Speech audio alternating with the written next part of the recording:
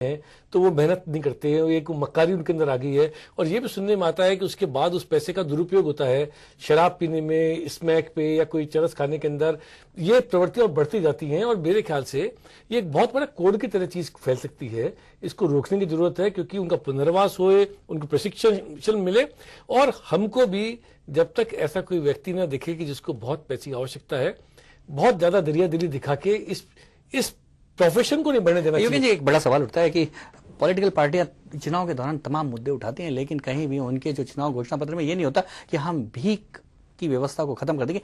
जैसे जयपुर का चुनाव हो तो जयपुर में कम से कम जयपुर में अब भिक्षावृत्ति बिल्कुल बंद हो जाएगी। ऐसे घोषणा पत्रों में क्यों नहीं शामिल होते? ऐसे जो सोशल इश्यूज हैं जिन पर सीधे सीधे सोसाइटी का असर और हमारी जयपुर की जो एक वर्ल्ड क्लास इमेज है वो बनती है, ऐसे मुद्दे क्यों नहीं शामिल होते?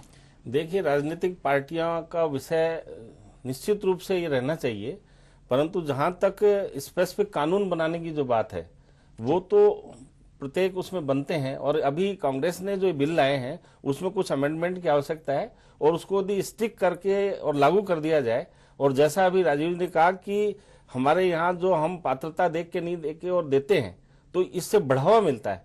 हमारे यहाँ कुछ गैंगस्टर भी हैं और वो भिखारियों को बाकायदा मैनेज करते हैं, उनके लिए उनके निवास की व्यवस्था करते हैं, उनको प्रोटेक्ट करते हैं। तो उनकी इन्वेस्टिगेशन होनी चाहिए, उनके लिए एक सिस्टम होना चाहिए। एक और बात आती है, धोखाधड़ी की बात आती है। चौराहों पर आप चले जाइए, चाहे इलाज के नाम पर मांगा जाता है, चाहे खाने के नाम पर मांगा जाता है।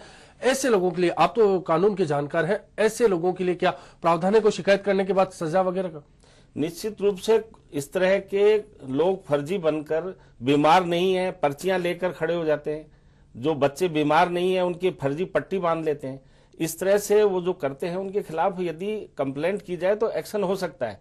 परंतु राहगीर चूंकि अपने प्रोसेस में आगे उसको अपने ऑफिस जाना है या कहीं काम जाना है, उस वजह से उसके पास समय नहीं है। राजीव जी, एक बात कही गई है कि जहां पीठा होता है वहीं मक्खियां भिन भिनाती हैं, और कुल मिलाकर ऐसा ही लगता है कि यहाँ जो भीख देने वाले लोग बहुत हैं। तो क्या भीख देने वालों के खिलाफ कोई कार्रवाई होनी चाहिए जिसे कम से कम भीख देना इस तरह से चौराहे में बंद करें, जिससे भिखारी ही कम से कम खत्म हो जाए? मेरे ख्याल से एनजीओ का ये बहुत महत्वपूर्ण काम हो सकता है कि वो जनता को जागरूक करे।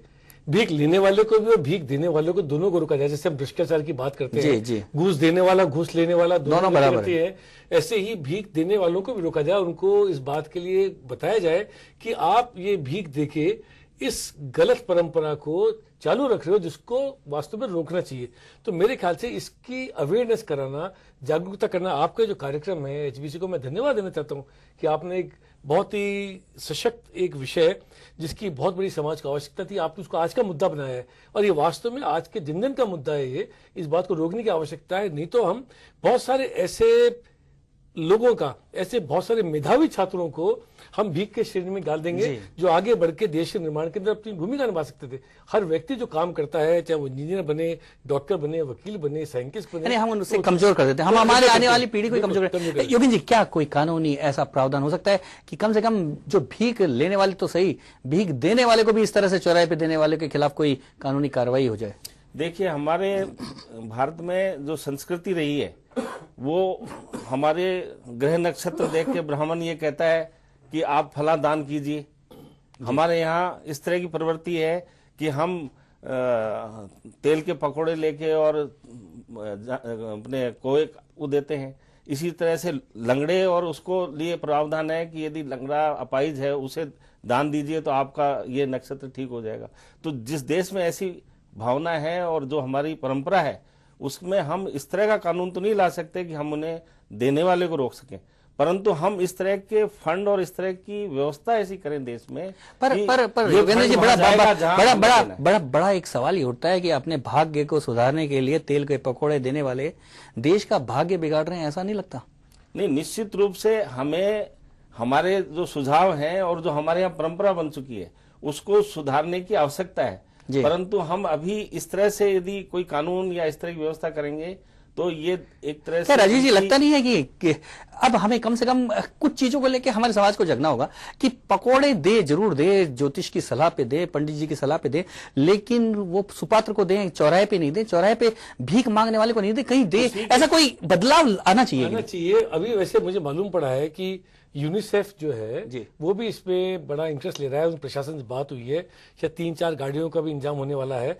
उसके बाद जो ट्रैफिक पुलिस का जो हमारा सिपाही है वो अगर इन्फॉर्म करेगा प्रशासन को कि भाई यहाँ पे भिखारी हैं और इस तरह की भिक्षावृत्ति हो रही है, तो तुरंत वो गाड़ी आके उनको लेके जाएगी और उनको किसी ऐसे सुधार गृह के अंदर या शिक्षक के तरफ भेजेगी।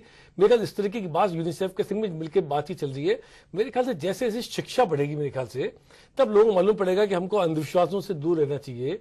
एक 21वीं शताब्दी के भारत के अंदर जहां दुनिया का हम गुरु बनाने की बात कर रहे हैं, सबसे हम बोलते हैं कि आने वाला जो ये सेंचुरी है ये वास्तव में भारत की शताब्दी है। अगले 20 वर्षों के अंदर सबसे युवा राष्ट्र होगा, सबसे पढ़ा लिखा राष्ट्र होगा।